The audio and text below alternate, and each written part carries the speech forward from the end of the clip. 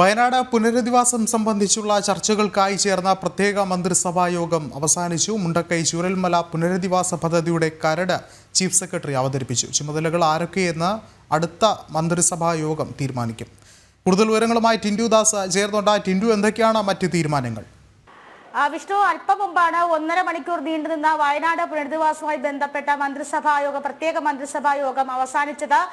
ഈ 1.5 മണിക്കൂറിൽ ചർച്ച ചെയ്ത് തീരുമാനിക്കേണ്ട കാര്യങ്ങളായിരുന്നോ എന്ന് കൂടി നമുക്ക് ഈ ഘട്ടത്തിൽ പറയേണ്ടതായിട്ട് വരും. കാരണം വയനാട് ഈ മുണ്ടക്കൈ ചൂരൽമല തുടങ്ങിയ മേഖലകളിൽ സംഭവിച്ചത്, അതായത് ഒരു പ്രദേശം ആകമാനം ഒലിച്ചുപോയ ഒരു രീതിയായിരുന്നു നമ്മളവിടെ കണ്ടത്. അപ്പോൾ അവിടുത്തെ ആൾക്കാരെ പുനരധിവസിപ്പിക്കുക എന്ന് പറയുന്നത് സർക്കാർ ഈ കാലയളവിൽ ചർച്ച ചെയ്തൊരു എടുക്കാത്ത തീരുമാനമാണ്. അടിയന്തരമായിട്ട് ഒരു 1.5 മണിക്കൂർ കൊണ്ട് തീരുമാനിച്ചതോ എന്നാണ് നമ്മൾ അറിയേണ്ടത്. ക്രിസ്മസിന് മുന്നേ ചേർന്ന അടുത്ത മന്ത്രിസഭാ യോഗത്ത് ഇതുമായി ബന്ധപ്പെട്ട അംഗീകാരം നൽകും. കരട് ചീഫ് സെക്രട്ടറി അവതരിപ്പിച്ചു എന്നാണ് നമുക്ക് മനസ്സിലാക്കാൻ സാധിക്കുന്നത്. ഓൺലൈനായിട്ടായിരുന്നു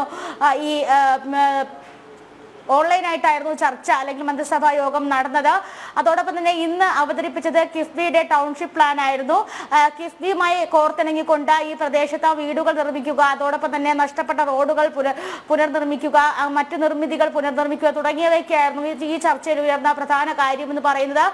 ഈ വയനാട് ചൂരൽമല എന്ന് പറയുന്നത് വലിയ രീതിയിലുള്ളൊരു 2 തവണയായിട്ട് അല്ലെങ്കിൽ ഒരേ സമയത്ത് തന്നെ 2 അതിഗുരുതരമായിട്ടുള്ള ഒരു ഉരുൾപൊട്ടൽ നേരിട്ട പ്രദേശമാണ്. അവിടെ ഇപ്പോൾ ഒന്നിലധികം നിലയുള്ള കെട്ടിടങ്ങൾ നിർമ്മിക്കാമോ, അല്ലെങ്കിൽ അത്തരത്തിൽ ഭൂമിക്ക് അല്ലെങ്കിൽ അത്തരത്തിൽ ആ പ്രദേശത്തെ ആ പരിസ്ഥിതി ലോല മേഖലയെ ബാധിക്കുന്ന രീതിയിലുള്ള നിർമ്മിതികൾ നിർമ്മിക്കാൻ സാധിക്കുമോ തുടങ്ങിയ വിഷയങ്ങളൊന്നും ഇവിടെ ചർച്ചയായിട്ടില്ല. 1.5 മണിക്കൂറിനുള്ളിൽ എന്ത് പദ്ധതി അല്ലെങ്കിൽ ഈ പുനരധിവാസവുമായി എന്ത് ആശയം മുന്നോട്ട് വെക്കാം, ആ ആശയങ്ങൾ മാത്രമാണ് ഒരു ചർച്ചയായിട്ട് വന്നത്. അത് ഇനി അടുത്ത മന്ത്രിസഭാ യോഗത്തിലായിരിക്കും അതിന് അംഗീകാരം അല്ലെങ്കിൽ അതൊരു തീരുമാനത്തിലേക്ക് എത്തുക എന്നാണ് നമുക്ക് മനസ്സിലാക്കാൻ സാധിക്കുന്നത്. നമുക്കറിയാം, അവിടെ ഉള്ള അല്ലെങ്കിൽ വയനാട് മേഖലയിൽ ദുരന്തത്തിന്റെ ആഫ്റ്റർ എഫക്ട് അനുഭവിച്ച ഈ ജനങ്ങൾക്ക് ഇപ്പോഴും ആശങ്കയാണ്. തങ്ങൾക്ക് ഈ വീട് ലഭിക്കുമോ, അല്ലെങ്കിൽ തങ്ങൾക്ക് ജീവിക്കാനായിട്ടുള്ള ഈ വസ്തു ലഭിക്കുമോ, അല്ലെങ്കിൽ ജീവിക്കാനായിട്ടുള്ള സൗകര്യങ്ങൾ ലഭിക്കുമോ എന്ന കാര്യത്തിലൊക്കെ നിലവിൽ ഇപ്പോഴും ആശങ്കയാണ്. നമുക്കറിയാം, വലിയ രീതിയിലുള്ള ഒരു ദുരന്തമാണ് അവരെ കടന്നുപോയത്. ആ ദുരന്തത്തിൽ നിന്നും അതിജീവിച്ച് വരുന്നതേ ഉള്ളൂ.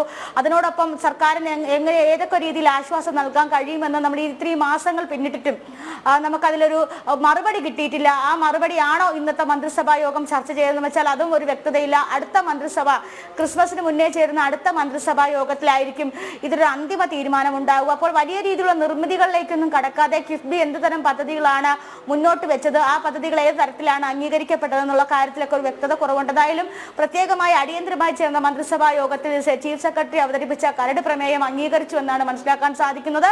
ഇത് പദ്ധതി നിർവഹണവുമായി ബന്ധപ്പെട്ട കാര്യങ്ങൾ പുറത്തു വരേണ്ടതുണ്ട്. ഏത് രീതിയിലാണ് ഇത് നടപ്പിലാക്കുക എന്നുള്ള കാര്യങ്ങളൊക്കെ മുന്നോട്ട് വരേണ്ടതുണ്ട്. മന്ത്രിസഭാ ഉപസമിതി അന്ന് ദുരന്തം നടക്കുന്ന സമയത്തൊക്കെ അവിടെ ഉണ്ടായിരുന്നെങ്കിൽ പോലും അവരുടെ എന്തുമാത്രം ആശയങ്ങൾ ഇവിടെ പങ്കുവെക്കപ്പെട്ടു, അല്ലെങ്കിൽ എന്തുമാത്രം ആശയങ്ങൾ ചർച്ച ചെയ്യപ്പെട്ടു, അത് ഇതൊക്കെ നടപ്പിലാക്കാൻ പറ്റും എന്നുള്ള കാര്യത്തിലൊക്കെ ഇപ്പോഴും വ്യക്തത കുറവുണ്ട്. അപ്പോൾ ജനങ്ങൾക്ക് ആശ്വാസം നൽകുന്ന ഒരു കാര്യം ഇന്നത്തെ മന്ത്രിസഭാ യോഗത്തിന് തീരുമാനമായിട്ടില്ല എന്ന് വേണം മനസ്സിലാക്കേണ്ടത്. വിഷ്ണു, ശരി, ടിൻഡു ദാസാണ് വിവരങ്ങൾ നൽകിയത്.